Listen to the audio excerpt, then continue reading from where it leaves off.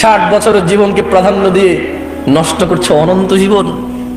লা ইয়ামুতুনা ফিহা ওয়া লা ইয়াহইয়া।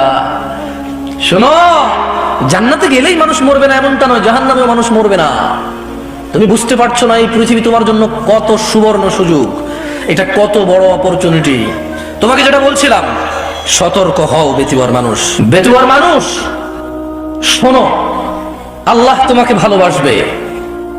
তুমি পাপাচারী, পাপিষ্ঠ, তোমার ভিতরে অপরাধের অভাব নেই, নিজেকে অনেক তুচ্ছ মনে হয়, মনে হচ্ছে 60 বছর জীবনে কোনো নেকি করনি, অপরাধ করেছো। আর রবের কাছে তোমার 60 বছর কি বলো? রব তিনি যিনি তোমার পূর্বে মানুষকে 960 বছর জীবন দিয়েছে, তোমার এই 60 বছর কি? শোনো বেতুয়ার মানুষ, মহিলা ও পুরুষ, রব তিনি বলছেন এই পুরো পৃথিবীর মানুষ এবং জিন যদি একটা মাঠে একত্রিত হয়, আর প্রত্যেক জিন এবং মানুষ যদি তাদের যত চাহিদা আছে সব রবকে বলে, রব যত মানুষ আর জিন আছে সবার সব চাহিদা পূরণ করে, রবের ভান্ডার থেকে এতটুকু কমবে না যতটুকু একটা সুই সবে ডুবিয়ে উঠে ফেললে কমে। কি রব পেয়েছো বেতুয়ার মানুষ?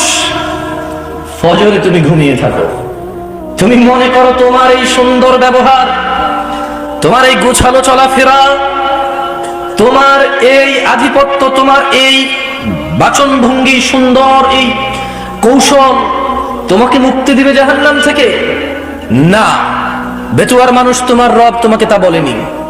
বেতুয়ার মানুষ শোনো, তোমার রব তো আল্লাযীনা আমানু, হে তোমরা যারা ঈমান এনেছো, তোমরা যারা আল্লাহকে এক বলে স্বীকার করো, আল্লাহকে অমুখাপেক্ষী মনে করো, তোমরা যারা স্বীকৃতি দিয়েছো ফেরেশতার উপর যদিও তোমরা দেখোনি, তোমরা যারা স্বীকৃতি দিয়েছো রাসূলের উপর যদিও তোমরা সাক্ষাৎ পাওনি, তোমরা যারা স্বীকৃতি দিয়েছো আসমানি কিতাবের উপর যদিও তোমরা দেখোনি, শোনো, ইয়া আইয়ুহাল্লাযীনা আমানু, তোমরা যারা ঈমান এনেছো, লা তুলহিকুম, বেতুয়ার মানুষ তোমার রব তোমাকে সতর্ক করছে।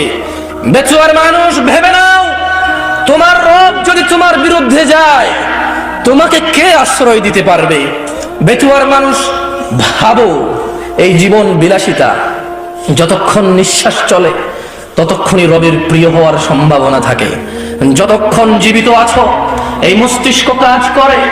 বেচুয়ার মানুষ দেখো, জীবিত থাকলেও মানুষের মস্তিষ্ক কাজ করে না, ব্রেন স্টপ করে।